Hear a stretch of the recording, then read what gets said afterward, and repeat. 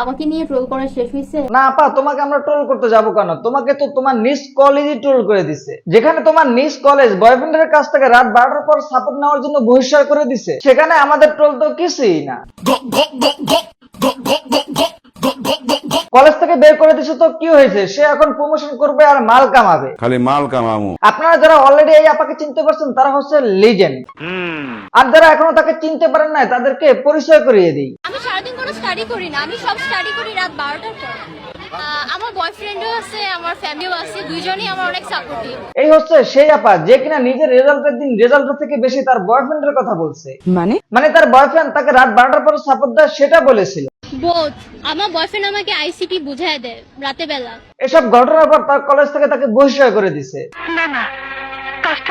ঠিকই আছে, এখন তো ভাইরাল হয়ে গেছেন, তো পড়াশোনা করে কি আর হবে? খালি মাল কামামু। তো সে এখন পড়াশোনা বাদ দিয়ে ফেসবুক পেজ খুলে ভিডিও বানায়। তার পেজের নাম দিচ্ছে টমটম।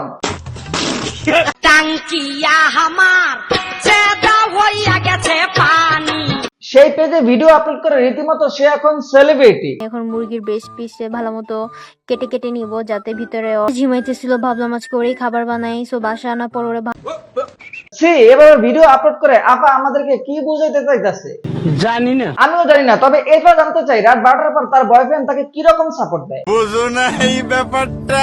ভাই রাত 12টার কথা শুনলে আমার চিন্তা ভাবনা তো অন্য কিছু চলে আসে। হুজুর ঝাড়ি মারেন না, সারা দিন রাত থাকতে রাত 12টার পর সাপোর্ট দেয়, ব্যাপারটা আমার কাছে চুদলিংপং লাগলো। এখন তো কলেজ থেকে বের করে দিছে, সো রাতের পাশাপাশি তার বয়ফ্রেন্ড এখন তাকে দিনেও সাপোর্ট দিতে পারবে। আমার বয়ফ্রেন্ড আমাকে আইসিটি বুঝায় দেয় রাতে বেলা। তো আপা আইসিটি ভালো করে পড়েন, খেয়াল রাখেন আইসিটি যেন আবার ভাইরাল না হয়। তো আজ এ পর্যন্ত। যারা ফেসবুক থেকে দেখতেছেন পেজটা ফলো করে দিবেন, আর যারা ইউটিউব থেকে দেখতেছেন চ্যানেলটা সাবস্ক্রাইব করে দিবেন। দেখা হচ্ছে নেক্সট ভিডিওতে। ধন্যবাদ।